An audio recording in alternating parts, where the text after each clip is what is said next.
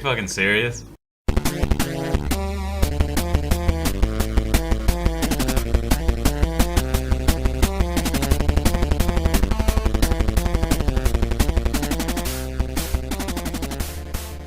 Yeah, you think that maybe things were beginning to change for licensed games? Well, at least for the Walking Dead license. What with Telltale's excellent game, which made my top 10 best games of 2012 list.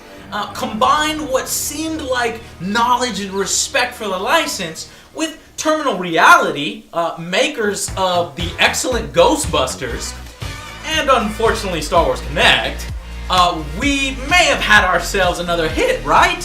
Wrong! Oh my god, what is that, a broken piece of floating fence? What the I'm right here, you bitch! Y'all fucking zombies pay attention to me! I will slap you. I will slap you. I will slap you. I will slap you. What are you doing over there, bitch? Going to town on that fence? I'll kill this motherfucker. Fuck you. Look at, what are you, breakdancing? What are you, hardcore dancing? Ah! Stupid. Slam your head against the wall. How fucking difficult is it to program AI for fucking zombies? Are you serious? As a huge fan of the show, this game pissed me off. Survival Instinct is another half-assed, 6-hour, low-effort, piece of shit cash-in clearly rushed out by Activision to get a piece of the AMC action. This is a below-average, repetitive survival horror first-person shooter to anyone who hasn't already lowered their expectations to dangerously low levels. Alright, let me just get some supplies. Crack this glass open and get the supplies inside. It's a zombie apocalypse. You kidding me? What is this fucking bulletproof glass? Everybody, okay, I'll tell you what, this motherfucker, of course, everybody's installed bulletproof glass. And why should you do that? Should we have lowered expectations for every new game release? Do you think that by taking $10 off the price down to $50 is an excuse to make a crap-ass game? Well, you're wrong. You have to start from zero with every game. Give it a chance. And this game had potential. First off, to tell a good, interesting story. Hell, it even uses my favorite and most hated characters from the show, Daryl and his brother Merle. Hey everybody, my name is Michael Rooker. I play Merle in The Walking Dead. Adapt and overcome, little D. In the game, it's pre-Atlanta with me and my little brother, Norman Reedus. And he plays Daryl. And it's spelled D-E-R-L-E. It's not Daryl, it's Daryl.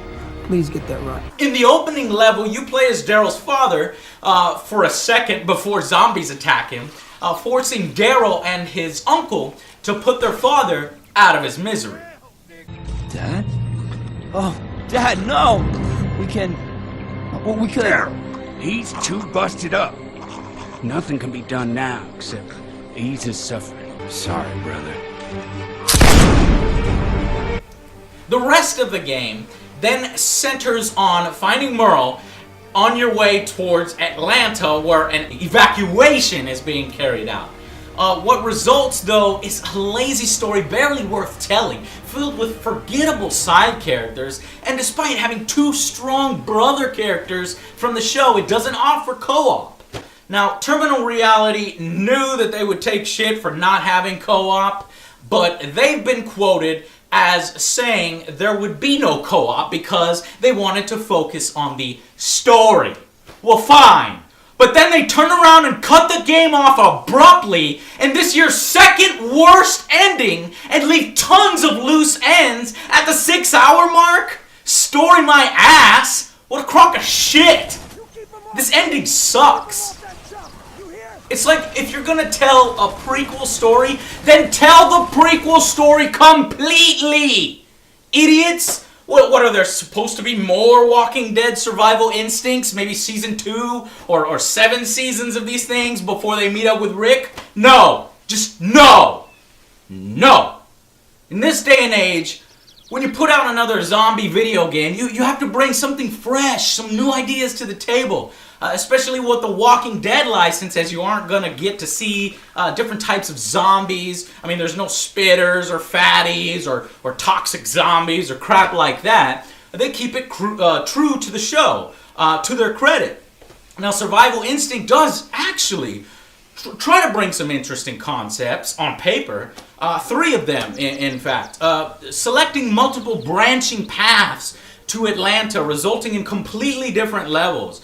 Scavenging and managing your ammo, fuel, and food, and deciding to recruit different survivors with different traits along the way.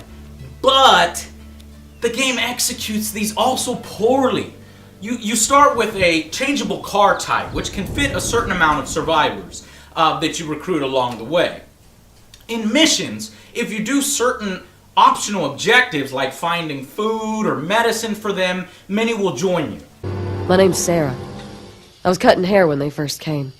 Fought my way out of the salon. Scissors, if you can believe it. I was with a group, but I'm on my own now. Give me some food, and I'll come with you. What's cool is that you can completely ignore some of them, or never even see a particular survival in one playthrough. I'm guarding the cache until Sheriff Turner comes up from Pemberton to relieve me. Guarding it? From who? From the damn ghouls! Who else? You slow? Now, after the main level is done, you decide who you could fit in your car, and then select a path towards Atlanta. Now, the game allows you to select a method of travel. The back roads, which takes a ton of gas, but you have more opportunities to scavenge and find survivors. At the streets, which use less gas and has medium stop chances, and highways, which have pretty much no stops, even though I would get one a few times, use the least amount of gas, but have a high chance of your car breaking down, which will then lead to a side mission where you need to find like a radiator hose in order to repair it. Or you may have to push a car blocking the path out of the way on the highway. Those were kind of cool. The scavenge opportunities in the game allow you to stop at smaller mini-town locations to pick up more ammo, food, and fuel to keep you better prepared for the future main missions. I loved this concept. This was really cool in the game. Even if it was sort of linear and closed off, I mean, this isn't free roaming, guys, okay? There are plenty of invisible walls and conveniently placed cars and barricades blocking you off for a more realistic experience in the side missions and even in the main levels, where you should just be able to jump over things you can't for the sake of the game. It's annoying and just feels lazy and cheap, and it takes away from the atmosphere tremendously. Another thing that takes away from the enjoyment is how often these side level missions locations repeat. I mean, you play in the same small levels over and over, just from different ends, or the level is flipped like we're fucking stupid and wouldn't notice. And where was the effort in putting in more? And also, it should be pointed out that the game breaks its own road selection system. Sure, you can pick the back roads to ensure more stops for items, but oftentimes it's scripted whether or not you'll stop at all. Because if you hear a voiceover at the start of the sequence, the car will not stop, no matter what. It's scripted. There's no die roll. So you're just wasting a fuck ton of gas because you didn't know. Alright, pick back roads for the maximum amount of stops. And fucking voiceover. Great. Wonderful. There's not a goddamn stop. Look at you, just wasting my gas. Wasting a ton of gas. This is bullshit. Don't give us a false choice if it's gonna be scripted. You know, so unless you memorize where these scripted voiceovers are, you can't conserve or plan realistically at all.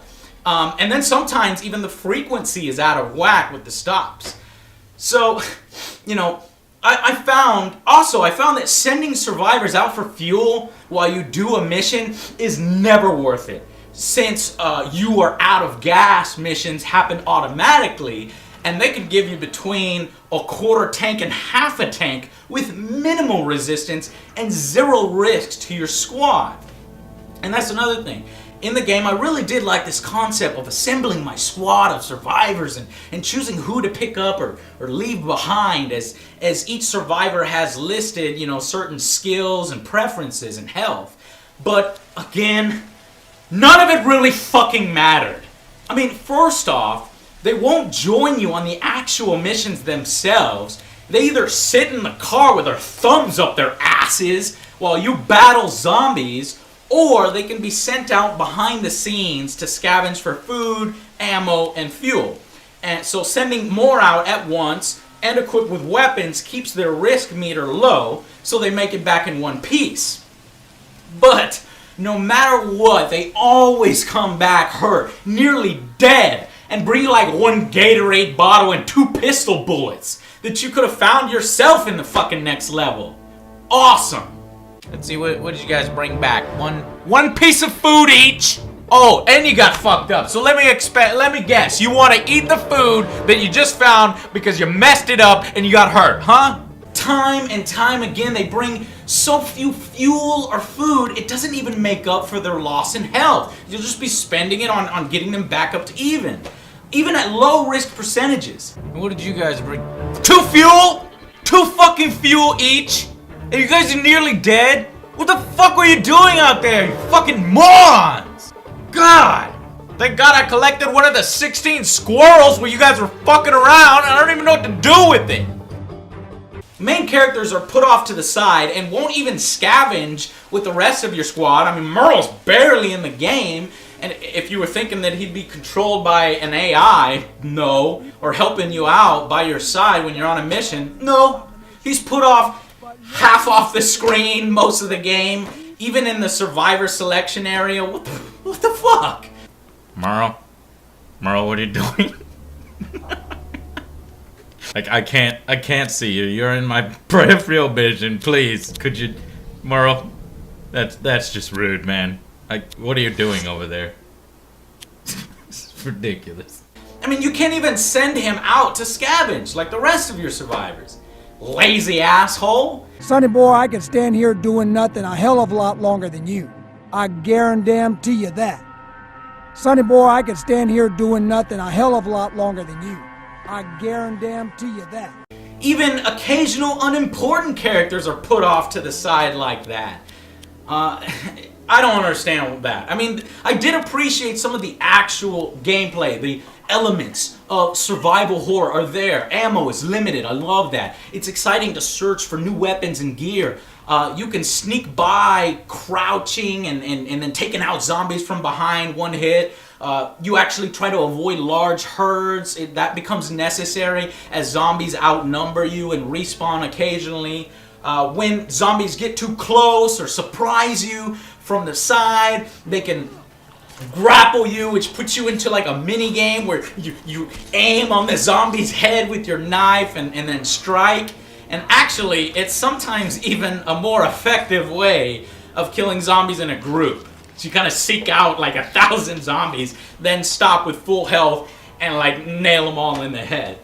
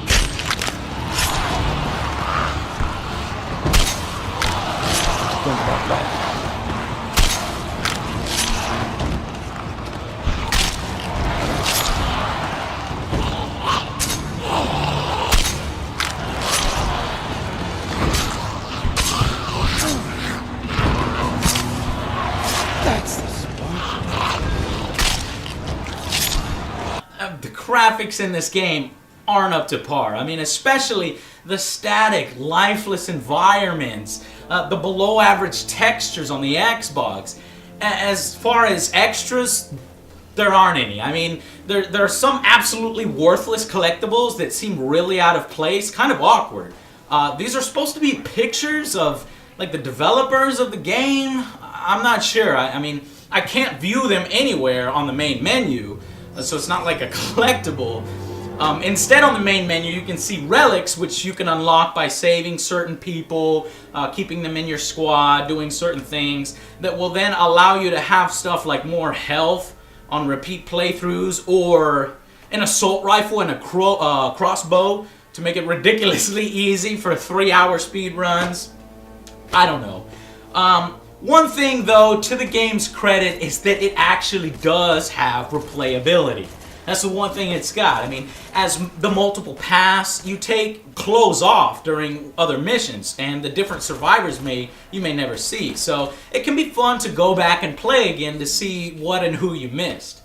And this brings the game's total length up to maybe around 12 hours if you want to put yourself through it again. But with repetitive gameplay and levels, an uninteresting, unnecessary story, and several broken mechanics and concepts, it's kind of hard to recommend it. The final verdict for The Walking Dead Survival Instinct, I would have given a 4 out of 10. A meh. But that ending and the lack of extras combined with, everything I've covered here easily makes it just a 3 out of 10. Just terrible. I mean, Daryl and Merle do excellent voice work here, and they're pretty much the only reason to even consider playing the game. It's just not worth your time or money, to be honest. Unless your expectations are really low. But they shouldn't be. So until then, I'll see you guys on the next Angry Joe Show.